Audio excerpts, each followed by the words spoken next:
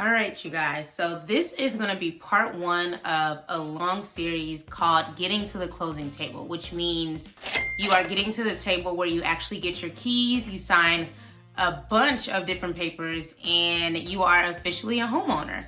But my experience wasn't perfect, and I am going to talk to you about some of the things that you want to be aware of, as well as some things that you can prepare for. So if you are new here, hi, my name is Jocelyn, and I'm the founder of Real Estate Prep, which is a community for first-time home buyers that are looking for the tools, tactics, and resources they need to confidently make one of the biggest purchases of their lives, and that is usually their first home. So I like to keep it real, I like to keep it raw, and I like to keep it honest. So like I mentioned, this is going to be a full series called Getting to the Closing Table. I have about 3 videos, but it may end up being longer or shorter, depends on how much I get. I don't want to make these too long.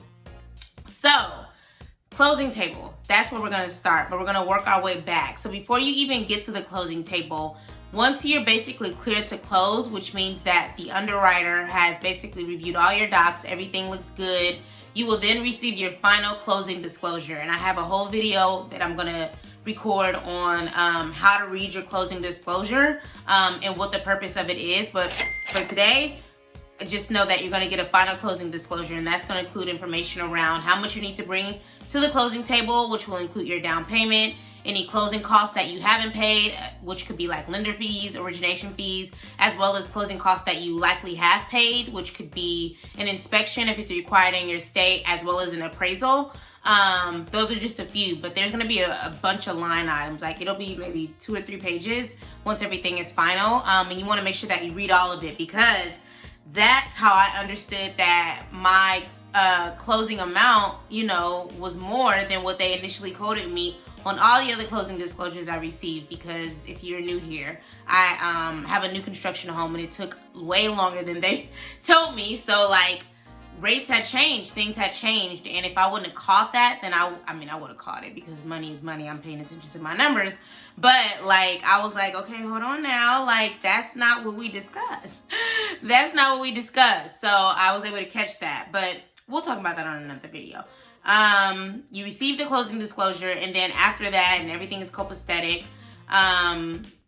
Actually, I do want to talk about that. Sorry, y'all. So when I received the final closing disclosure, I realized that the amount that I needed to bring to closing was higher than the initial closing disclosures that they had shared, which was a big deal for me, because I'm like, okay, listen, I've already moved money from account A, my high yield savings account, to account B, so that I can get this directly and get a whole check and everything. So this isn't what y'all quoted me. Like now I gotta go back and figure this out, and I don't understand why I have to pay more, because I've been ready to close. Like y'all told me this home will be ready in said month, and it wasn't, and now I'm responsible for bringing more to the table when it's not my fault? Nah. So I called my agent, and I'm like, hey, I got the final disclosures from the lender. The amount that's on here is higher than what they, have initially shared. I'm like, is this common? She was like, it's not common, but it can happen. I said, well, that's not fair, because we've been ready to close. We've been ready to close for months at this point, and I don't feel like I should pay. And if I am paying, then there needs to be put some respect on my name. Give me something for paying this. Like I need something in return. So she was like, okay, like maybe we can consider getting blinds. Girl, this is how I talk to my friends. I didn't even know that blinds weren't even included in purchasing a home. I'm like, wait, what? I gotta pay for blinds? Blinds aren't just included? She was like, no, not every home bidder does that at their own discretion. So I'm like, okay, cool, let's do that. I said, that's not enough though, because I think they quoted us around like a couple of $100 for the blinds, and the amount on my closing disclosure, the difference was a couple of $1,000. I said, what else can I get? So then we realized that the garage door, like the automatic garage door, like didn't come, like it wasn't just built in. So I said, okay, throw that in there, and it still leaves a little room where I'm paying more and I'm not getting anything in return, but sure, let's just move forward with that. So we all agreed to these terms. They would throw in the garage door opener and the blinds for all of my rooms. I said, okay, cool. So then it's time to do my walkthrough. So I think in common industry standards, you only do 1 walkthrough. Because this is a new construction home, I had to do 2, which I appreciated. So the first initial walkthrough, and again, this is, I think, unique to or maybe it's not. I don't know. I'm just speaking from the new construction realm. So for the initial walkthrough, the builder, the GC, the construction manager, that's its title, he walked me through the home. He walked us through, including my agent, and apparently some builders don't even want agents to be there because they feel like they are going to, you know, be calling out every little thing because this is their industry. They know homes in and out. But he was like, as long as she doesn't talk, which sounds rude, but as long as she's not commenting, like, you know, she can stay. But if she does, then unfortunately I'm gonna have to ask her to leave. And she was like, okay, cool, like I'm not gonna say anything, but we were still texting. But anyway, so we did the initial walkthrough, and he kind of walked me through like how to do things, how to change my filters, like how to just do stuff around the house to maintain it, as well as making sure that I was able to look at every single thing. And if there was something that I thought was off or was, you know, crooked or was, you know, tampered, then I was able to have this blue tape and basically mark those things. And he would have his guys come back and fix it basically within that next day, because I was closing, you know, that Friday, and this was like a Wednesday. So we did all that. And then, you know, a day went by, and my inspector came out. So my inspector, no, that happened before. Sorry, y'all, this was a while ago. I'm trying to recall everything. So basically, I was just waiting for, you know, the final closing time. So they were like, we'll get all this stuff fixed, all the stuff that I blue taped, they told me they were gonna have fixed. And again, this was like a Wednesday.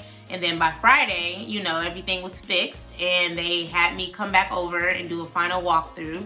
And there were some things that were missing, but I also knew that if I played ghetto games, then they would have ended up selling this house to somebody else, even though I was already under contract. So the small things I was able to just overlook. And then some things they actually did come back and fix after, because he was like, listen, we just need to get this off our hands. We'll come back and do it. And they actually did for a few things, not everything, but at least the things that really mattered.